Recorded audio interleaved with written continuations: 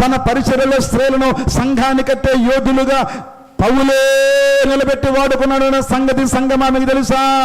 రోమీయులు రాసిన పత్రికలు అన్ని స్త్రీలకు అప్పగించేశాడు. రోమీయులు రాసిన పత్రిక 16వ అధ్యాయం మొట్టమొదటి మాటలో చూసినప్పుడు ఫీబే, ఎవరండి ఆమె? ఇదేంటండి ఫీబే ఏంటి? చదవండి. రోమా 16వ అధ్యాయము మొదటి మాట. కొత్త వాళ్ళు చదవండి అమ్మా, త్వరగా వాక్యాన్ని అందేవండి. సంఘ పరిచారకురాలకు ఫీబే అని మన సహోదరి పరిశుద్ధులకు తగినట్లుగా ప్రభువునందు తీర్చుకుని. ఏంటి సంఘ పరిచారకులను సంఘంలో మాట్లాడదండి? సంఘ పరిచారకులు సంఘంలో మాట్లాడదా? పరిచర్య చేసినట్టు మాట్లాడరా? ఎన్నో మాటలు మాట్లాడాలి.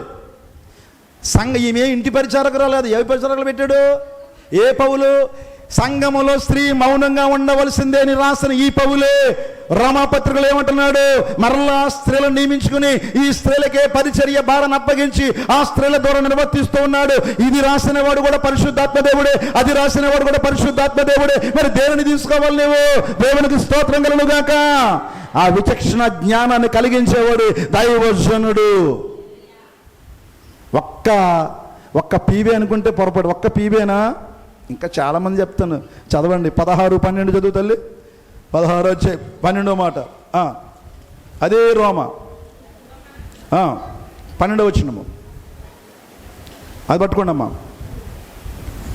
అదే రోమ 12వ వచనములో ఇంకొక వ్యక్తి ఉంటుంది. ప్రభువునందు ప్రయాసపడు త్రుఫేనాకును త్రోఫోసాకును వందనములు, ప్రియురాలకు పెర్సీసునకు వందనములు. ప్రియురాలట. ఎవరండి? ఎవరికి ప్రియురాలు? మరి చెప్పాలి, బైబిల్ డీప్గా ఉంటుంది. ఎవరికి ప్రియురాలు? రెండో అర్థానికి వెళ్ళకండి, ఒకటే అర్థం మీనింగ్. పౌలుకు ప్రియురాలు. పౌలు బహుగా ప్రేమించిన వ్యక్తి, పౌలు బహుగా మెచ్చుకున్న వ్యక్తి, పౌలు పరిచర్యలో బహుగా సహకరించిన వ్యక్తి, పౌలు యొక్క సేవా విధానములో సహకరించిన వ్యక్తి, పౌలు ఏ రీతిగా బోధిస్తే ఆ రీతిగా బోధించిన వ్యక్తి, సంఘాన్ని కట్టిన వ్యక్తి, ప్రయాసపడిన వ్యక్తి. ఆ వ్యక్తి పురుషుడు కాదు. ఎవరంటే స్త్రీ. ఆమె పేరేం పేరండి? పెర్సీసునకు వందనములు. ఆమె ప్రభువునందు బహుగా ప్రయాసపడను. ఏం చేసిందటండి? మాటలు లేకుండా చేయగలనా? మాటలు లేకుండా చేయండి. పెళ్లి కార్యక్రమం అప్పు చెప్తాను బాబు నీకు. నువ్వు సెల్లో మాట్లాడకూడదు, ఎవరికి ఫోన్ చేయకూడదు, ఎవరితోనే మాట్లాడకూడదు. కార్యక్రమం చక్క పెట్టాలని అనుకోండి, ఏమైనా పని అవుద్దా? అక్కడ ఏం చేస్తుంటాడు? అడిగి ఇంకోలా పని చేస్తుండే. ఒరే అది కాదురా బాబు, అద్దె ఎత్తావేట్రా, ఇద్దేరా బాబు, ఒకటి తెట్టే ఒకటి తెత్తనేవేట్రా బాబు. రే అక్కడ టెంట్ అయ్యద్దురా, అక్కడ వద్దురా టెంట్, ఇక్కడ వేయాలి. ఆ కర్రలు ఎక్కడ వేయకు, పొయ్యి ఎక్కడ ఉంది, సిలిండర్ అక్కడ పెట్టేకరా నాయన, ఎక్కడ పడరా అని 100 కేకలు వేస్తేనే కానీ ఆ వంట ఏమవుదో.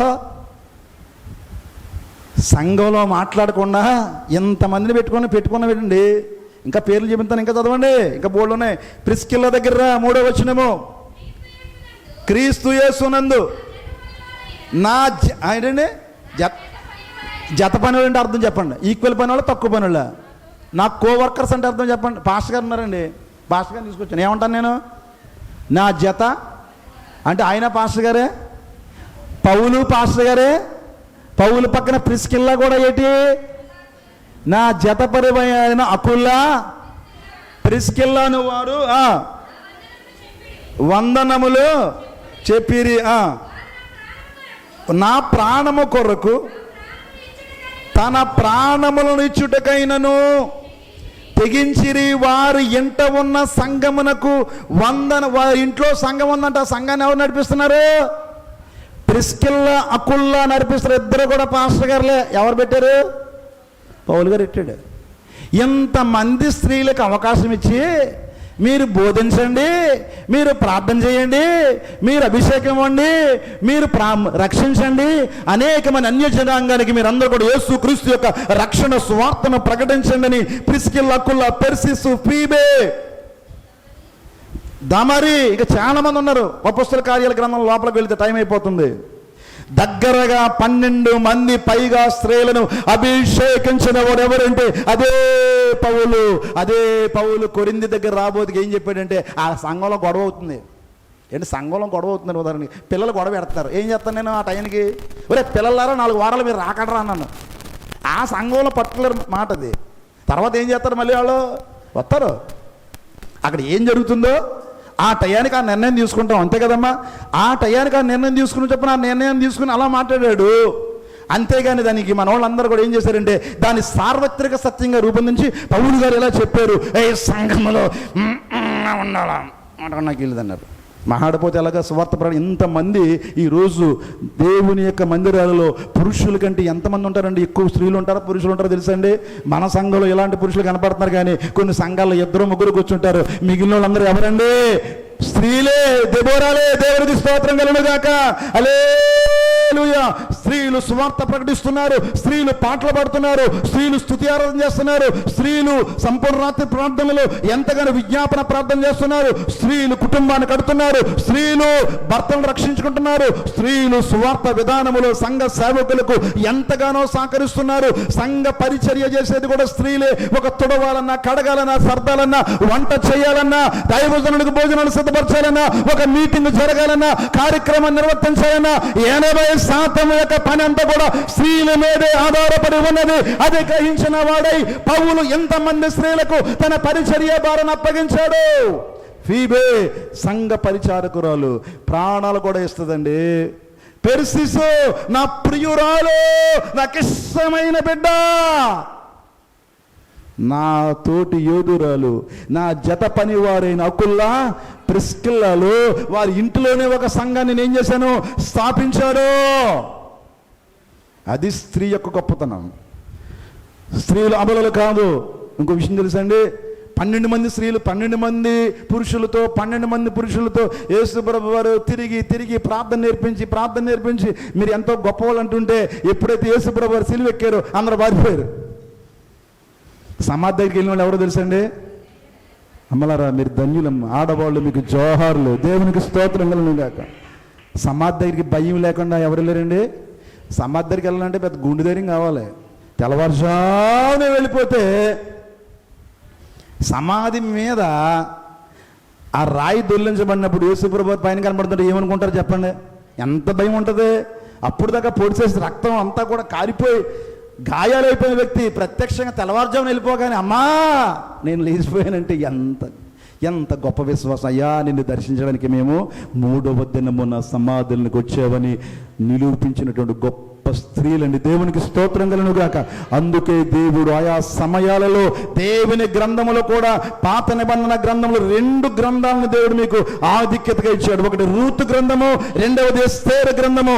రూతు 4 అధ్యాయాలు అద్భుతమైన గ్రంథము. రూతులో నుండి దావీదు వచ్చాడు, దావీదు నుండి యెషయా, ఆ యొక్క దాని నుండి యేసుక్రీస్తు వంశావళి రావడానికి కారణమైంది ఎస్తేరు, యూదులను రక్షించుకున్నటువంటి అద్భుతమైన రాణి. 2 గ్రంథాలు మీ కొరకు రాయబడి ఉన్నాయి. ఈ రోజున దెబోరా గురించి మనం నేర్చుకుంటున్నామే. ఒక ప్రవక్త్రిగా, ఒక న్యాయాధిపతిగా ఏమేమి కార్యాలు నిర్వర్తించిందో రాబోయే ఆదివారంలో మనం నేర్చుకుంటాము. ఈరోజు మనం నేర్చుకుంది కేవలము దేవుని దృష్టిలో పురుషులు స్త్రీలు వేరు కాదు. ఇప్పుడు చెప్పండి, సంఘంలో స్త్రీ బోధించొచ్చా? ఏం మాట్లాడలేదు అప్పుడే? లేదా? బైబిల్ లేదా? చూపించాను కదా. సంఘంలో స్త్రీ ఏం చేయొచ్చు? సంఘంలో స్త్రీ ఏం చేయొచ్చు? ఆరాధించవచ్చు, స్తుతి ఆరాధన చేయవచ్చు. సంఘములో స్త్రీ చప్పట్లు కొట్టవచ్చు, సంఘములో స్త్రీ దేవుడిని ఘనపరచవచ్చు, సంఘములో స్త్రీ అనేకులను సమకూర్చవచ్చు. ఒక్క స్త్రీ సమరయ గ్రామానంతటిని రక్షించేసింది. వచ్చేయండి, నన్ను చూచినవాడు, నాలో ఉన్నవాడు, నా దోషములు తెలిపినవాడు అక్కడ నీ దగ్గర కూర్చున్నాడు, గ్రామంతో వచ్చేయండి అయ్య బాబు ఆయన మెస్సయ్య అని తీసుకొచ్చేసింది ఒక స్త్రీ. దేవునికి స్తోత్రము.